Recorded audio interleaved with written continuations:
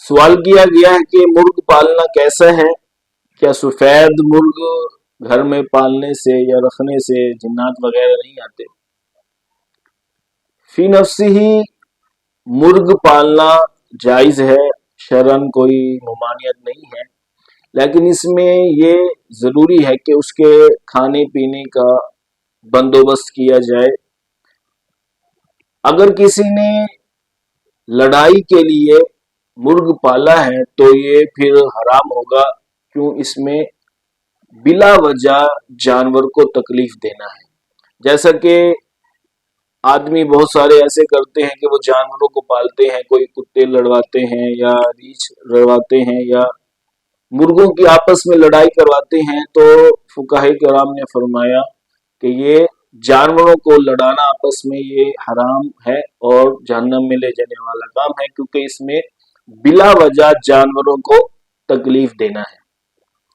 और दूसरा पूछा गया कि सफेद मुर्ग पालने के बारे में, तो अगर किसी घर में सफेद मुर्ग है तो सफेद मुर्ग रखने की भी इजाजत है, और सफेद मुर्ग रखने की अहादीस मुबारक में तरगीब भी दिलाई गई है। और इससे ये होता है कि उस घर में जिन्नात वगैरह नहीं आते।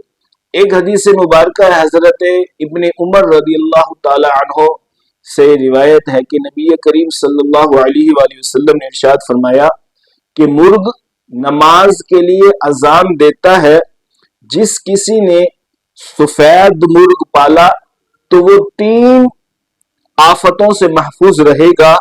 नंबर 1 शैतान के शर से, नंबर 2 जादूगर के शर से, और नंबर 3 काहिन के शर से। एक और हदीस मुबारक में भी सफेद मुर्ग रखने की तरगीब दिलाई गई है।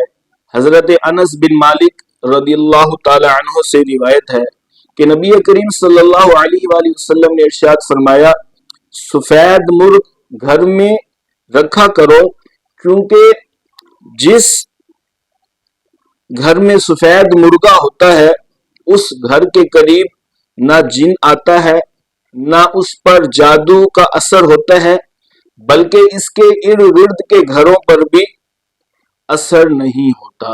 तो खुलासा कलाम ये है कि अगर कोई घर में सफेद मुर्ग रखता है तो इससे इंशाअल्लाह अज़्ज़ व जल जिन्नात से हिफाजत भी होगी, और फी नफ्सी ही भी मुर्ग पालना जायज है, लेकिन शर्त यह है कि उसके खाने पीने का बंदोबस्त किया जाए, लड़ाई वगैरह के लिए मुर्गा ना पाला जाए। वल्लाहु आलम बिस्सवाब।